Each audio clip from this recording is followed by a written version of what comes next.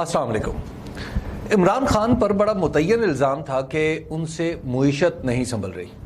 مسلسل بڑھتی ہوئی درآمدات کے نتیجے میں ڈالروں کے جس خسارے کا انہیں سامنا تھا وہ بہت سو کی نیندیں حرام کیے ہوئے تھا۔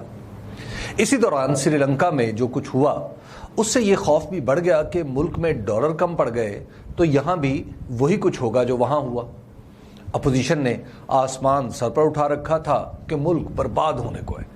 عالمی منڈی میں تیل کی قیمتوں میں لگاتار اضافہ الگ قیامت برپا کر رہا تھا۔ عمران خان اور ان کی معاشی ٹیم دہائی دے رہے تھے کہ مہنگائی عالمی حالات کی وجہ سے ہے، مگر کسی نے ان کی بات پر کان نہیں دھرا۔ ایک سبب یہ بھی بتایا گیا کہ عمران خان اپنی عالمی شہرت کے زور پر دنیا سے پیسے مانگ کر نہیں لا سکے۔ غرض یہ کہ ارض و سماوات کے درمیان جو کچھ بھی برا تھا وہ عمران خان کے ذمہ تھا، اور اگر کہیں سے امید کا سورج ابھر سکتا تھا تو وہ اپوزیشن کی جماعتوں کی کہکشاں تھی۔ یہ طے پا گیا تھا کہ عمران مکمل غلط ہے، اپوزیشن مکمل درست۔ وہ یاس کا قاصد ہے، یہ امید و رجا کے پیامبر۔ وہ ایک خطرہ ہے اور یہ ایک ڈھال۔ اس ذہنی کیفیت میں وہ ہوا جسے دیکھنے والے بھول پائیں گے نہ کرنے والے۔ ذہنوں سے کبھی یہ داستان محو ہوگی نہ تاریخ اسے نظر انداز کرے گی۔ عوام کو گردن سے دبوچ کر موجودہ حکومت کی حسانت میں دے دیا گیا تو پھر پتہ چلا کہ بھیج دیے جانے والے تو حالات سے لڑ رہے تھے۔ اب حکومت میں لائے جانے والے تو پہلے دن سے ہی ہتھیار ڈال کر بھاگنے کے لیے تیار ہیں۔ عمران خان کو نکالنے کے بعد جو حکومت بنائی گئی ہے، حکومت کیا ہے؟ بے چارگی کی تصویر ہے۔ حکومت میں آنے سے پہلے اس کے اعضائے تشکیلی جب لہکتے ہوئے آنے والے روشن دنوں کی بات کرتے تھے تو ہم جیسے کچھ معیشت کے بارے میں سوال کر لیتے تھے۔ یقین مانیے کہ اس طرح کے سوال کرنے والے کی طرف حقارت کی نظر ڈال کر نظر انداز کر دیا جاتا تھا۔ اس خود ساختہ اعتماد سے بھرے لہجے کا نمونہ کسی نے دیکھنا ہو تو حکومت کی تبدیلی سے چند دن پہلے دنیا ٹی وی پر کامران خان کے پروگرام میں جناب احسن اقبال کی گفتگو سن لے۔ منظر یہ تھا کہ کامران خان معیشت کے بارے میں سوال پوچھ رہے تھے اور ہاں جناب کو اصرار تھا کہ معیشت کی ہر بیماری کا علاج تیار کر لیا گیا ہے، لیکن تفصیل سے انہیں گریز تھا۔ گویا 22 کروڑ لوگوں کے معاش سے جڑے سوال کو وہ کسی قابل ہی نہیں سمجھ رہے تھے۔ جیسے اقتدار ملا تو پہلا دھچکا عوام کے رد عمل نے پہنچایا۔ یہ سمجھ رہے تھے کہ لوگ عمران خان کے جانے پر مٹھائیاں بانٹیں گے، ہوا یہ کہ لوگ ملاحیاں سناتے گھروں سے باہر آ گئے۔ ان کا خیال تھا کہ بحیرہ عرب کے اس پار سے امداد آ جائے گی اور ہمالیہ کے اس طرف سے دوست بھی ہاتھ تھام لیں گے۔ اے بسا آرزو کے خاک شدہ، ایسا کچھ بھی نہیں ہوا۔ اعتماد ہوا ہو گیا اور حالات کے تھپیڑوں نے قدم ہی اکھاڑ دیے۔ دوسرا دھچکا تو ایسا لگا کہ جس سے جانبر ہونا ہی مشکل ہو گیا ہے۔ وہ دھکا ہے اقتصادی سروے کا۔ آنے والوں کو خود ماننا پڑا کہ نمبر 1، عمران خان تقریباً 6% کی شرح نمو سے ملک چلا رہے تھے۔ دوئم، مہنگائی عالمی مسئلہ ہے جس سے نمٹنے کے لیے وہ سبسڈی دے رہے تھے۔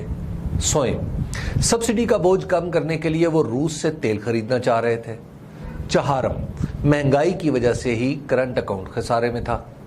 یہ 4 حقائق جب اقتصادی سروے میں سامنے آئے تو عمران خان کی کمزور معاشی پالیسی کی بنیاد پر تشکیل دیا گیا بیانیہ دم توڑ گیا۔ اب وزیر خزانہ ڈاکٹر مفتاح اسماعیل ہر روز بتاتے ہیں کہ تیل کی قیمت نہ بڑھائی تو ملک دیوالیہ ہو جائے گا۔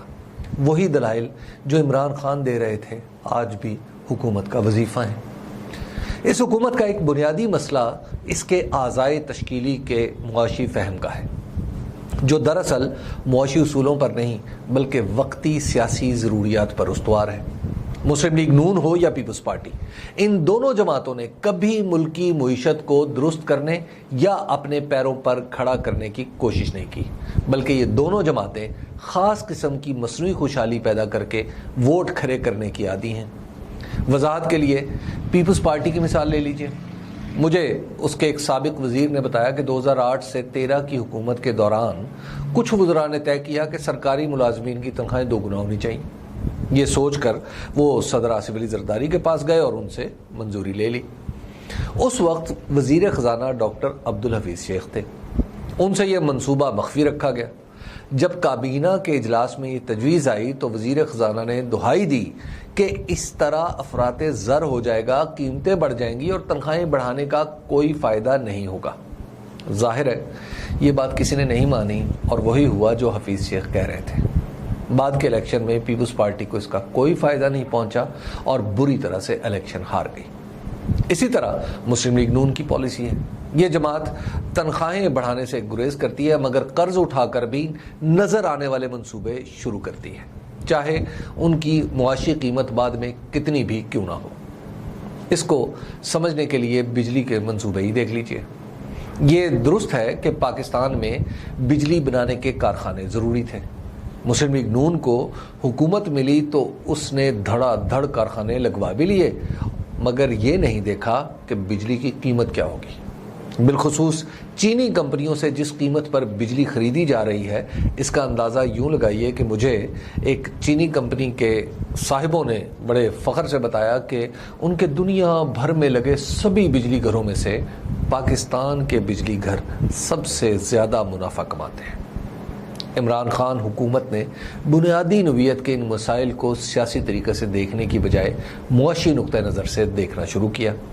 اس نے بے تحاشا تنخواہیں بڑھائیں، نہ بیرونی سرمایہ کاری کے لیے اندھا دھند معاہدے کیے۔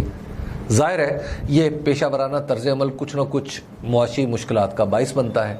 ان مشکلات کی وجہ سے جن لوگوں اور اداروں کے مفادات پر زد پڑی وہ حکومت گرانے پر تل گئے۔ حکومت گرانے کے بعد خیال تھا کہ حکومتی خزانے اور ریاست کے قرضے لینے کی صلاحیت کے بل پر جو چمک دمک دکھائی دیتی تھی ایک بار پھر لوٹ آئے گی۔ یہ خیال کرنے والوں کو علم ہی نہیں تھا کہ دنیا کے حالات بدل چکے ہیں۔ اپنی سیاسی ضروریات کا نام معیشت رکھنے والوں نے ریاست کی حالت بھی یہ کر دی کہ اب اس کی مالیاتی مضبوطی IMF کی طرف سے چال چلن کے سرٹیفکیٹ کی محتاج ہو چکی ہے۔ وہ دوست جو اپنے اندرونی معاملات میں بھی ہماری طاقت کے محتاج تھے اب کسی اور طرف نظریں پھیر رہے ہیں۔ یہی سب کچھ سمجھ کر پاکستان روس کی طرف مڑا تھا، مگر ارادے کی یہ آزادی بھی کسی کو پسند نہیں آئی۔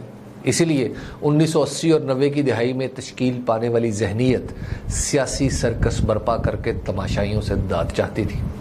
کرتب دکھایا تو پتہ چلا کہ آج کے تماشائی ٹوپی میں سے کبوتر نکلتا دیکھ کر تالیاں نہیں بجاتے، بلکہ ہاتھ کی صفائی دکھانے والے پر نالائق اور نااہل کے فقرے بھی کستے ہیں۔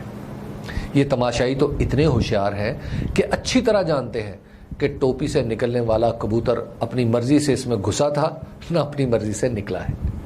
اس بیچارے کو کیا پتا تھا کہ ٹوپی سے نکلتے ہی بجٹ بھی بنا کر دکھانا پڑے گا۔ ایسے پر کٹے کبوتر سے چھتری خالی کرانے کے لیے عمران خان کو اب زیادہ کوشش نہیں کرنی پڑے گی، یہ تو ذرا سے اشارے پر ہی واپس ٹوپی میں گھس جائے گا۔